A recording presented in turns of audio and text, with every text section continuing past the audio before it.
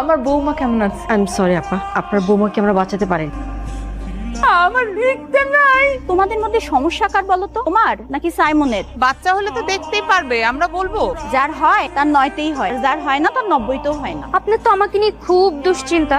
আপনাকে এত ভাবতে কে বলেছে? আমাদেরটা আমাদেরকেই ভাবতে দেন। কি দরকার ছিল ওখানে তর্ক করার? আমি কোথায় তর্ক করেছি? আমি কি কিছু বলেছি ওনাকে? উনি আমাকে নিয়ে এতগুলো উল্টাপাল্টা কথা বলেছে, আমি ওনার কোনো কথার অ্যান্সার দিব না? উনি এখানে ভুল কি বলেছে? একটা মেয়ের জন্য মাতৃত্ব কত বড় একটা জায়গা, এইটা তোমাকে বোঝাতে চেষ্টা করছি, কিন্তু ভুলটা কি আছে? বাচ্চা হয় না এটাই আমার অপরাধ, তাই তো? এই জন্য আমাকে যে কারো অপমান মুখ বুজে সহ্য করে নিতে হবে। আমি কাউকে কিছু বলতে পারবো না। বাচ্চা হয় না এটা আমার পাপ। অপমানের কি আছে এখানে? তুমি নিজেই আমাকে সহ্য করতে পারো না, তো অন্য কেউ আমাকে কথা বললে সেটা নিয়ে আমি কি বলবো এখন? আর বাচ্চা হয় না বলে এখন পর্যন্ত আমি চুপচাপ সবকিছু মুখ বুজে সহ্য করতেছি। তাহলে তোমার সংসার আমি কোনো দোষ না করেও দোষী না। বিয়ের পর থেকে তোমার সাথে আমার সম্পর্ক কেমন ছিল আর এখন কি অবস্থায় এসে দাঁড়াইছে তুমি নিজেকে প্রশ্ন করো।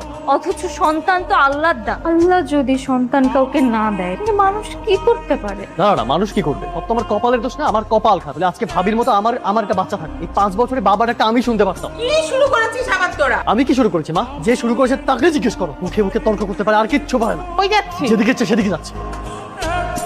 জামাই তো ঠিকই কইছে, সন্তানের সব কান্না আছে কত। হ্যাঁ, তুমি তো তোমার জামাইকেই সাপোর্ট করবা, করো, সমস্যা নেই, আমার কোনো সমস্যা নেই। ঠিক আছে, আমি তোমার জামাইয়ের সাথে আর সিঙ্গেল কোনো বিষয়ে কোনো কথা বলবো না, রাখো। তোমার ব্যান কিছুক্ষণ বকলো আমাকে। কেন?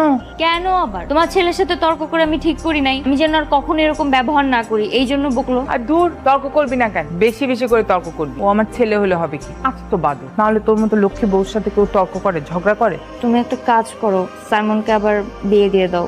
আমার মনে হয় ও এটাই চাচ্ছে। চুপ কর, এই কথা আর কোনোদিন মুখে আনবি না। একদম মুখটা সেলাই করে দেবো। সতীনের ঘর করবি না। আমি যতদিন বেঁচে আছি তা হবে না। নিজে আমার বাচ্চা হচ্ছে না, এটা নিয়ে এত অশান্তি। সাইমনের সাথে প্রতিদিন অশান্তি করতে আমার ভালো লাগছে না। তুই আমার বৌমা না, তুই আমার মেয়ে হয়ে এই বাড়িতে সারা জীবন থাকবি।